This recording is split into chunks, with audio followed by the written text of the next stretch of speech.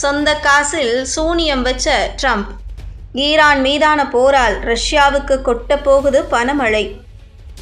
ரஷ்யாவின் பொருளாதாரத்தை முடக்கினால் உக்ரைன் போர் முடிவுக்கு வரும் என்று கூறி வந்த ட்ரம்ப், ஈரான் மீது போர் தொடுத்த பிறகு நிலைமை தலைகீழாக மாறி இருப்பதால் ரஷ்யாவிடம் எண்ணெய் வாங்க விதிக்கப்பட்ட தடையை விலக்கியிருக்கிறது. கச்சா எண்ணெயை தள்ளுபடி வழங்கி வந்த ரஷ்யா தற்போது விலையை உயர்த்தி லாபம் பார்க்க தயாராகி வருகிறது. ட்ரம்பின் முடிவு கடைசியில் ரஷ்யாவுக்கே லாபமாக மாறிவிட்டதாக சர்வதேச நோக்கர்கள் கூறி வருகிறார்கள். ரஷ்யாவுக்கும் உக்ரைனுக்கும் கடந்த 2022ஆம் ஆண்டு போர் வெடித்தது. உக்ரைன் நாட்டோ படையில் சேருவதற்கு எதிர்ப்பு தெரிவித்து இந்த போரை ரஷ்ய அதிபர் புட்டின் தொடுத்தார். 4 ஆண்டுகள் ஆகியும் முடிவில்லாமல் உக்ரைன் ரஷ்யா போர் நீடித்துக் கொண்டிருக்கிறது. அமெரிக்க அதிபராக ட்ரம்ப் பதவியேற்ற பிறகு இந்த போரை முடிவுக்கு கொண்டு வர தீவிரம் காட்டினார். ரஷ்யா மீது பல்வேறு பொருளாதார தடைகளை ட்ரம்ப் விதித்தார். இதனால் ரஷ்யா தள்ளுபடி விலையில் இந்தியா, சீனாவுக்கு கச்சா எண்ணெயை வாங்கி வந்தது. இந்தியாவும் சீனாவும் ரஷ்யாவிடமிருந்து கச்சா எண்ணெய் வாங்கி அந்த நாட்டை வளப்படுத்துவதாகவும் அதுவே உக்ரைன் மீதான போர் நீடிப்பதற்கும் காரணம் என்று ட்ரம்ப் கடுமையாக விமர்சித்தார். மேலும் ரஷ்யாவுடன் எண்ணெய் கொள்முதல் செய்வதற்காகவே 25% வரியையும் ட்ரம்ப் விதித்தார்.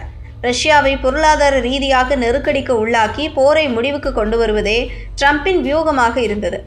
எந்த ட்ரம்ப் இப்படியெல்லாம் சொல்லி நெருக்கடி கொடுத்தாரோ, தற்போது அவரது வாயிலிருந்தே ரஷ்யாவிடம் எண்ணெய் கொள்முதல் செய்யுங்கள் என சொல்ல வைத்துள்ளது உலக நாடுகள். உலக நாடுகள் வலியுறுத்தலால் இந்த நிலைமை சில மாதங்களிலேயே ட்ரம்புக்கு ஏற்பட்டுள்ளது. ஈரான் மீது அமெரிக்கா தாக்குதல் நடத்தியதால் கோபமடைந்த ஈரான் ஹார்முஸ் நீரிணையை மூடுவதாக அறிவித்தது.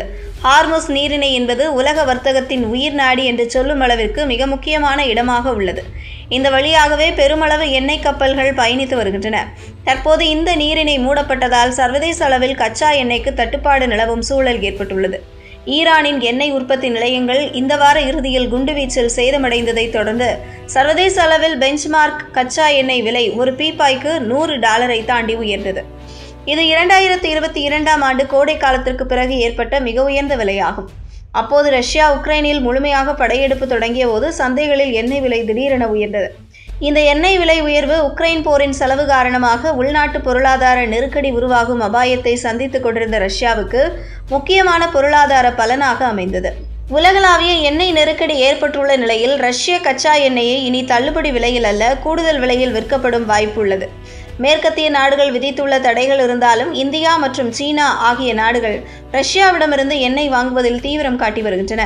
ரஷ்ய அதிபர் விளாடிமிர் புட்டினுடன் பேசிய பிறகு டொனால்டு ட்ரம்ப் எண்ணெய் பற்றாக்குறையை குறைக்க சில நாடுகளுக்கு எண்ணெய் தொடர்பான தடைகளை தற்காலிகமாக தளர்த்துவோம் என்று தெரிவித்ததாக கூறப்படுகிறது. நேற்று ட்ரம்ப் புதினுடன் தொலைபேசியில் பேசி போர் உள்ளிட்ட பல்வேறு விஷயங்கள் குறித்து ஆலோசித்தார்.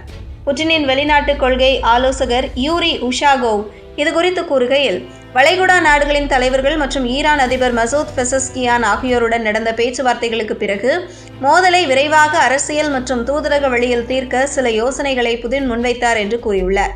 புட்டினின் செய்தி தொடர்பாளர் டிமிட்ரி பெஸ்கோவ் கூறியதாவது, ரஷ்யா எப்போதும் போலவே எண்ணெய் மற்றும் இயற்கை எரிவாயுவின் நம்பகமான விநியோகஸ்தராக உள்ளது. ரஷ்ய எரிசக்தி பொருட்களுக்கு தேவை அதிகரித்துள்ளது என்றார்.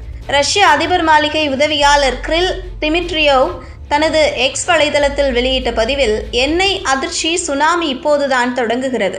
ரஷ்ய அதிபர் மாளிகை உதவியாளர் கிரில் திமித்ரியேவ் தனது எக்ஸ் வலைதளத்தில் வெளியிட்ட பதிவில், எண்ணெய் அதிர்ச்சி சுனாமி இப்போதுதான் தொடங்குகிறது. ரஷ்ய எரிசக்தியை தவிர்க்க வேண்டும் என ஐரோப்பா எடுத்த முடிவு மிகப்பெரிய தவறு என்று விமர்சித்துள்ளார்.